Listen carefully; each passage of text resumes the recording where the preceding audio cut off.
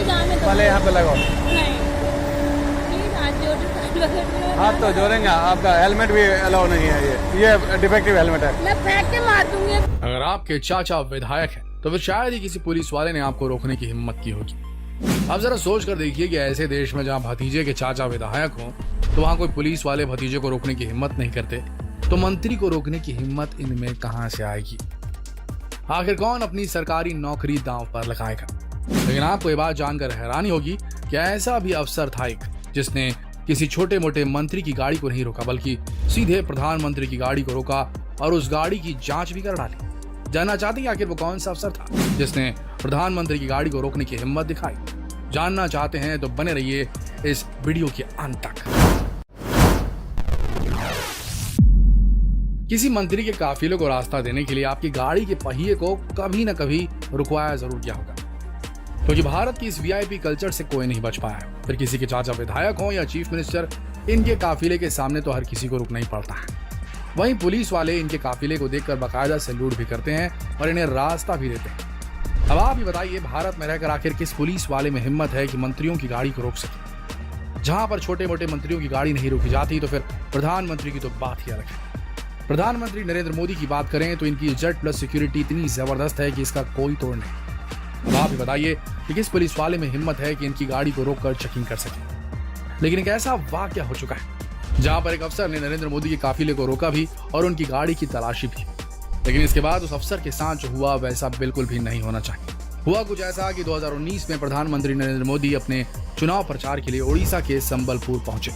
हवाई जहाज से उतरकर उनका काफिला उनके लिए बिल्कुल तैयार खड़ा था। वो अपनी गाड़ी में बैठे और काफिले को लेकर निकल गए। सुरक्षा के लिहाज से इनके एसपीजी कमांडो इनकी गाड़ी के इर्द गिर्द लटके हुए थे। जहां से भी इनका काफिला गुजर रहा था, तरफ ट्रैफिक को रोक दिया गया था। हर पुलिस वाला इन्हें देखते ही सैल्यूट ठोकता था और इनके काफिले को आगे बढ़ाता था। लेकिन थोड़ी दूर पर जाकर इनके काफिले को रोक दिया गया और रोकने का काम किया था मोहम्मद मोहसिन ने, जो एक आईएएस ऑफिसर थे जिन्हें चुनाव आयोग के द्वारा ड्यूटी पर लगाया गया था। इन्होंने ना ही सिर्फ प्रधानमंत्री नरेंद्र मोदी की गाड़ी को रोका बल्कि उनकी गाड़ी की तलाशी भी ले डाली, क्योंकि इस आईएएस ऑफिसर की यही ड्यूटी थी कि वो हर एक गाड़ी की तलाशी ले, फिर चाहे वह आम आदमी हो या भारत का प्रधानमंत्री। क्योंकि चुनाव के वक्त वोटरों को लुभाने के लिए कई नेता पैसों की नदियां बहाते हैं, इसलिए चुनाव के वक्त चुनाव आयोग पूरी तरह से एक्टिव हो जाता है। लेकिन मोहम्मद मोहसिन को अपनी ईमानदारी दिखाने के लिए बहुत बड़ी कीमत चुकानी पड़ी। जब चुनाव आयोग को इसके बारे में पता चला तो उन्होंने मोहम्मद मोहसिन को ही सस्पेंड कर दिया। अब क्या करें, हमारे भारत का वीआईपी कल्चर ही कुछ ऐसा है। लेकिन दोस्तों, एक बार ऐसा भी हुआ जब खुद प्रधानमंत्री ने अपने काफिले को रुकवा दिया। बात उस वक्त की है जब प्रधानमंत्री नरेंद्र मोदी पश्चिम बंगाल में अपने चुनाव प्रचार के लिए पहुंचे थे। उस वक्त महामारी का ऐसा दौर चल रहा था कि हर तरफ लॉकडाउन जैसी स्थिति थी। इसी बीच प्रधानमंत्री नरेंद्र मोदी अपने काफिले को लेकर गुजर रहे थे। तभी उन्होंने देखा कि उनके काफिले की वजह से एक एम्बुलेंस ट्रैफिक में फंसी हुई है। उन्होंने तुरंत अपने एसपीजी कमांडो से कहा कि उस एम्बुलेंस के लिए तुरंत रास्ता बनाए। एसपीजी कमांडो ने उनकी बात सुनकर तुरंत एम्बुलेंस के लिए रास्ता बनाया। वैसे कभी कभार मंत्रियों के ऐसे चेहरे भी देखने को मिल जाते हैं, लेकिन जब कोई अफसर इनकी गाड़ी को रोकता है तो फिर इनके साथ क्या होता है आप भी जानते हैं। लेकिन दोस्तों, ऐसा नहीं है कि हमारे भारत में ईमानदारी से ड्यूटी करने वालों की कमी है। ऐसे बहुत, एक तो ऐसे भी हैं जिन्होंने एक बार भारत के राष्ट्रपति की गाड़ी रुकवा दी थी। इन्होंने अपनी ड्यूटी में ऐसी ईमानदारी दिखाई और उसके बाद मंत्रियों को भी उनकी तारीफों के पुल बांधने पड़े। बात 2017 की है। राष्ट्रपति प्रणब मुखर्जी बेंगलुरु के मेट्रो लाइन का उद्घाटन करने के लिए पहुंचे थे। इसी वक्त उनका काफिला बेंगलुरु के ट्रिनिटी सर्कल से होकर गुजरने वाला था। अब जाहिर है, भारत के इस वीआईपी कल्चर में अगर भारत का राष्ट्रपति अपने काफिले को लेकर सड़क से गुजरने वाला तो फिर आम जनता को तो रुकना ही पड़ेगा। बिल्कुल ऐसा ही बेंगलुरु में भी हुआ। ट्रिनिटी सर्कल में निजलिंगप्पा नाम के ट्रैफिक पुलिसकर्मी अपनी ड्यूटी कर रहे थे। जैसे ही उन्हें पता चला कि राष्ट्रपति का काफिला गुजरने वाला है, उन्होंने एक तरफ के ट्रैफिक को पूरी तरीके से रोक दिया। इसी बीच निजलिंगप्पा ने देखा कि ट्रैफिक में हिंदुस्तान एरोनॉटिक्स लिमिटेड की एक एम्बुलेंस भी फंसी हुई है। लेकिन इसी वक्त राष्ट्रपति प्रणब मुखर्जी का काफिला भी वहां पर आ पहुंचा। इसके बाद यहाँ पर ऐसा इंसिडेंट देखने को मिला जैसा आपने आज से पहले कभी नहीं देखा होगा। निजलिंगप्पा ने राष्ट्रपति प्रणब मुखर्जी के काफिले को हाथ देकर रुकवा दिया और एम्बुलेंस के लिए रास्ता बनाया। अब दोस्तों, आप ही बताइए, क्या आपने आज से पहले ऐसे किसी पुलिसकर्मी को देखा है जो ईमानदारी से अपनी ड्यूटी करता है? वाकई में इनकी हिम्मत की दाद देनी पड़ेगी। अब शायद आपको भी यही लग रहा होगा कि जो मोहम्मद मोहसिन के साथ हुआ, शायद इस पुलिसकर्मी के साथ भी ऐसा ही कुछ हुआ होगा। लेकिन दोस्तों, यहाँ पर कहानी पूरी तरह से बदल गई। जैसे ही बड़े बड़े अधिकारियों को इसके बारे में पता चला, खुद ट्रैफिक डीएसपी ने निजलिंगप्पा की तारीफ की, उन्हें पुरस्कृत भी किया। रातों रात ये बेंगलुरु के हीरो बन गए। लेकिन आप भी जानते हैं कि इतनी ईमानदारी से ड्यूटी निभाने के लिए पुलिस वालों के पास एक बहुत बड़ा कलेजा होना चाहिए। बिल्कुल ऐसा ही जिगर रखने वाले एक और अफसर की कहानी बहुत मशहूर है। बात 2017 की है। उस वक्त प्रधानमंत्री नरेंद्र मोदी मध्य प्रदेश के रतलाम पहुंचे। यहां पर उन्हें एक रैली को संबोधित करना था। एयरपोर्ट से निकलने के बाद उनका काफिला उन्हें ले जाने के लिए बिल्कुल तैयार था। जैसी इसकी खबर ट्रैफिक डिपार्टमेंट को पड़ी, उन्होंने सारे ट्रैफिक पुलिसकर्मियों को अलर्ट कर दिया।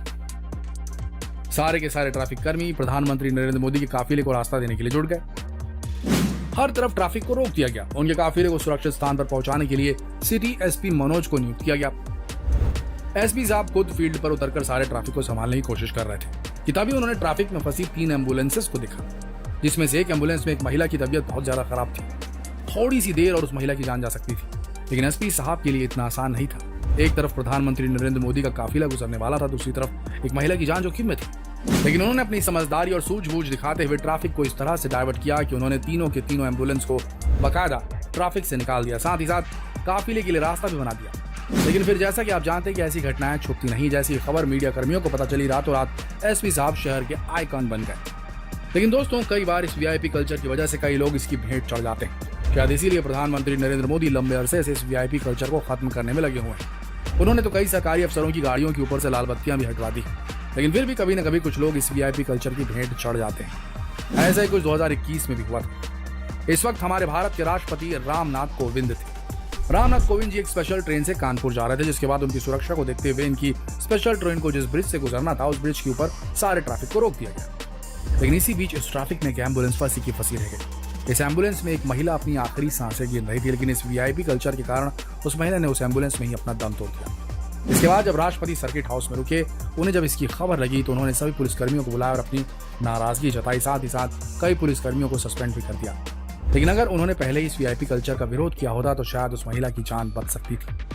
बिल्कुल इसी तरह दोस्तों, ऐसे बहुत सारे मामले हो चुके हैं जहां इस वीआईपी कल्चर के चलते आम लोग बहुत ज्यादा परेशान होते हैं, कई तो इसकी भेंट चढ़ जाते हैं। लेकिन भारत के हालातों को देखते हुए ऐसा तो नहीं लगता इस वीआईपी कल्चर को समाप्त किया जा सकता है। देखा जाए तो हमारे नेताओं को, हमारे मंत्रियों को खुद समझना पड़ेगा कि जनता उनसे नहीं बल्कि वो जनता से है।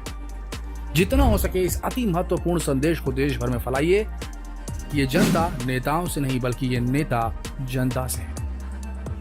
शेयर कीजिए इस वीडियो को फेसबुक पर, व्हाट्सएप पर, यूट्यूब पर, ताकि लोगों तक ये बात पहुंच सके। मिलते हैं कल एक और दिलचस्प वीडियो में। तब तक के लिए आप सबका इस वीडियो के अंत तक बने रहने के लिए दिल से धन्यवाद।